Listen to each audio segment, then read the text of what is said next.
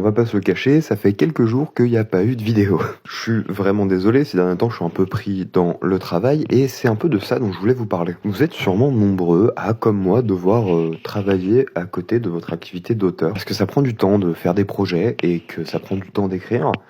Et que si t'as pas déjà sorti quelque chose qui marche vraiment, bah tu peux pas vraiment prendre ce temps-là sans travailler. C'est un problème qui est un peu inhérent au fait de se lancer dans beaucoup de choses, dans beaucoup d'activités. Et dans l'écriture, bah je pense qu'on est beaucoup à être dans ce cas-là à différents niveaux, évidemment. Moi du coup, bah je me retrouve dans un temps complet à essayer d'organiser autour un maximum de moments d'écriture, un maximum de moments pour vous parler.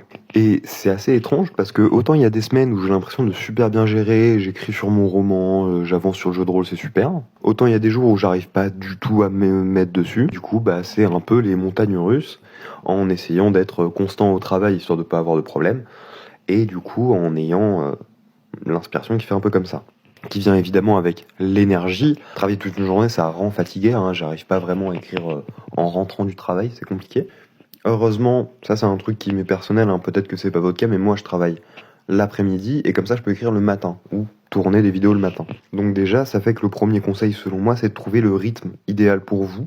Déjà pour avoir quelque chose qui vous met à l'aise, ne pas vous mettre toujours dans une mauvaise position pour pouvoir écrire.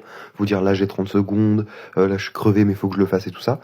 Trouvez-vous les bonnes conditions, le bon contexte pour pouvoir écrire tranquillement malgré le fait que vous travaillez. Après aussi, moi, j'écris un peu dans les transports.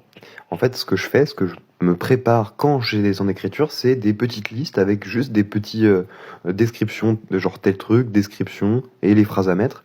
Et comme ça, bah, c'est des tout petits trucs que je me prépare pour pouvoir les écrire bah, quand j'ai un peu de temps. Peut-être que d'autres gens ont un cerveau qui marche comme moi, ou quand il y a juste des petits trucs à remplir, bah, on peut se permettre de le faire dans le bus, tout ça.